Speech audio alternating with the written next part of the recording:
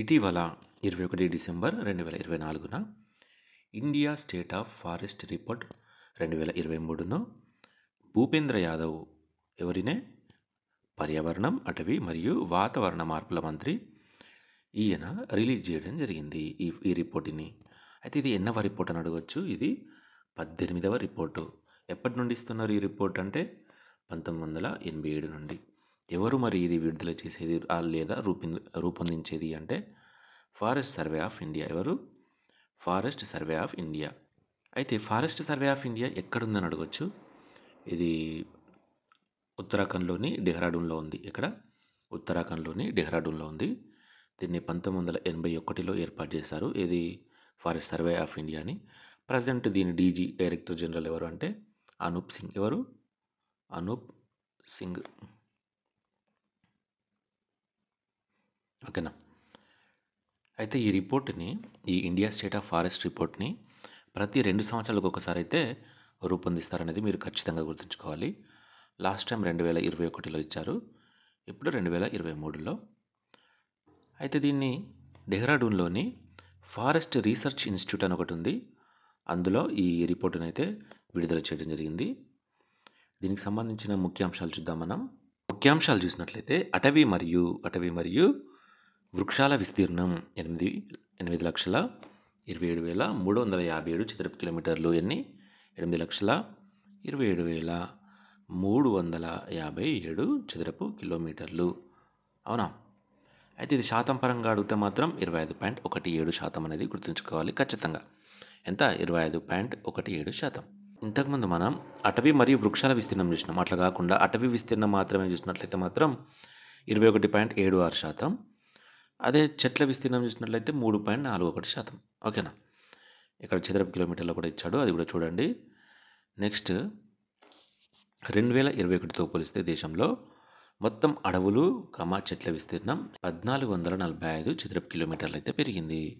ఇందులో అటవీ విస్తీర్ణం అయితే 156 చదరపు కిలోమీటర్లు, చెట్ల విస్తీర్ణం అయితే 1,289 చదరపు కిలోమీటర్ల మేర పెరుగుదల అయితే ఉంది. నెక్స్ట్ చూద్దాం. విస్తీర్ణం వారీగా అత్యధిక అడవులు మరియు చెట్లను కలిగి ఉన్న మొదటి 3 రాష్ట్రాలు ఏంటి? మధ్యప్రదేశ్, అరుణాచల్ ప్రదేశ్ అండ్ మహారాష్ట్ర. ఓకేనా. ఆమ అత్యధిక అడవులు మరియు చెట్లను కలిగి ఉన్న మొదటి 3 రాష్ట్రాలని చెప్పుకోవచ్చు. మధ్యప్రదేశ్ అత్యధికంగా 85,724 చదరపు కిలోమీటర్ల అటవీ మరియు చెట్ల విస్తీర్ణాన్ని కలిగి ఉంది. అలా కాకుండా వాడు క్వశ్చన్ ఎలా అడుగుతాడంటే అడవులు మరియు చెట్ల విస్తీర్ణంలో అత్యధికంగా లేదా గరిష్టంగా పెరుగుదలను చూపిన మొదటి 4 రాష్ట్రాలు ఏంటి అంటాడు.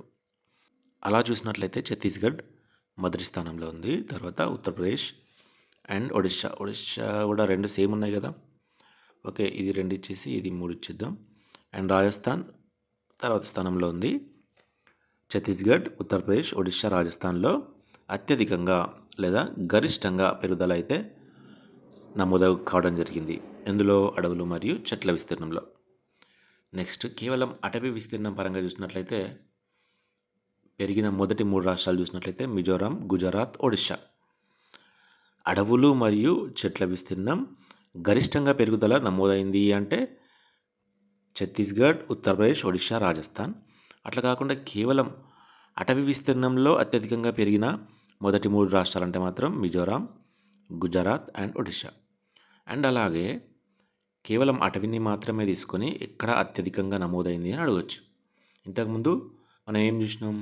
అడవులు మరియు ఇక్కడ చూడండి, అడవులు మరియు చెట్లు అత్యధికంగా విస్తీర్ణం కలిగిన రాష్ట్రాలు అంటే మనం ఏమన్నాం? మధ్యప్రదేశ్, అరుణాచల్ ప్రదేశ్, మహారాష్ట్ర. కానీ ఇక్కడ వీడు ఏమంటున్నాడు? కేవలం అటవీని మాత్రమే తీసుకున్నాడు. అత్యధికంగా అటవీ విస్తీర్ణం కలిగిన మొదటి 3 రాష్ట్రాలు అంటే మాత్రం మధ్యప్రదేశ్, అరుణాచల్ ప్రదేశ్, ఛత్తీస్గఢ్. ఇక్కడ మహారాష్ట్ర వచ్చింది. ఓకేనా. చెట్లు కూడా కలిపితే అటవీ మరియు చెట్లు అంటే మధ్యప్రదేశ్, అరుణాచల్ ప్రదేశ్ మరియు మహారాష్ట్ర. ఇక్కడ కేవలం అటవీ అనిస్తే మాత్రం ఛత్తీస్గఢ్ వచ్చేసింది. అది మీరు గమనించాలి. మొత్తం భౌగోళిక విస్తీర్ణంలో అటవీ శాతం పరంగా లక్షద్వీప్ 91.33%, మిజోరాం 85%, అండమాన్ నికోబార్ 81%. అంటే మొత్తం ఇది లక్షద్వీప్ అనుకుంటే ఇందులో దాదాపు 91%, 91.33% అటవీని కలిగి ఉంది.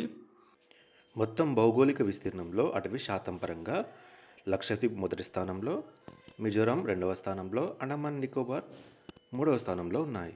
ప్రస్తుత అంచనా ప్రకారం 19 రాష్ట్రాలు లేదా కేంద్రపాలిత ప్రాంతాలు భౌగోళిక ప్రాంతాల్లో 33% పైగా అటవీ విస్తీర్ణంలో ఉన్నాయి.